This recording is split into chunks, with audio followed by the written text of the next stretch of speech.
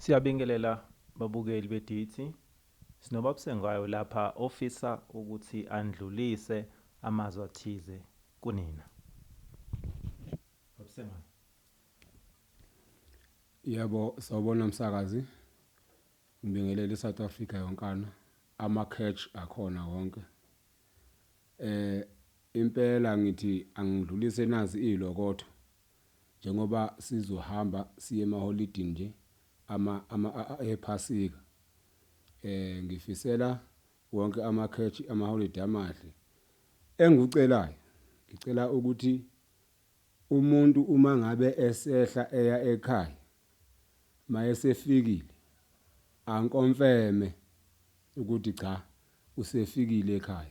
Ongakhonanga ukwehla naye ankonfeme ukuthi cha akasakhonanga ukwehla.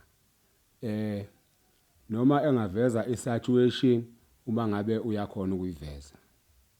Bese uhambile usemoli noma useRegent uzofika futhi khona lapho ukonfeme kwakho uzokhipha nefoni uyashutha ngoba uyonjoya unjoye kahle ube ushutha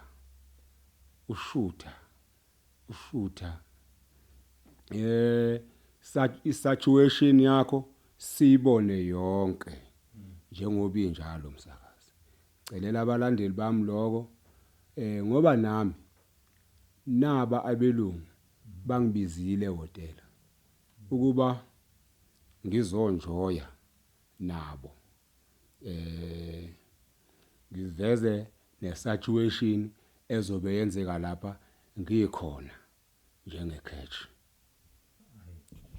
Cha kuyazwakala Baba Sengayo ukuthi uthi umuntu akavezi satuation ayishuthi satuation mhlawumbe uyangena e-restaurant ashuthi satuation aconfirm ukuthi ula ngoba izwe selingenye indlela impilo imfishane aba-enjoy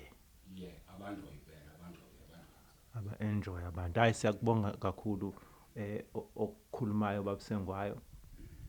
Sithi nje cha iphasike lihle nakuwena baba. Siyabonga. Yebo-ke ngoba nami bengisandlulisa nje nakuwe umsakazi ukuthi njoba nawe uhamba uyodibana mhlambe neformula yakho.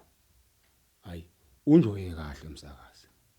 Unjoye kahle ukhiphe uveze nawe isatuation sibone sonke ukuthi nansi satuation msakazi. Msakazi wami.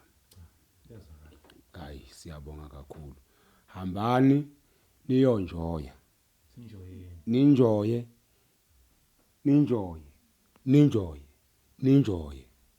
ngoba isikhathi sokunjoya sincane msakazi. Esiningi esokuhlala nidonsa kanzima noba niyakhala. Kodwa ke manje njoyani nibitose. Kanjalo ba umsakazi. Nami ngiyabonga kakhulu.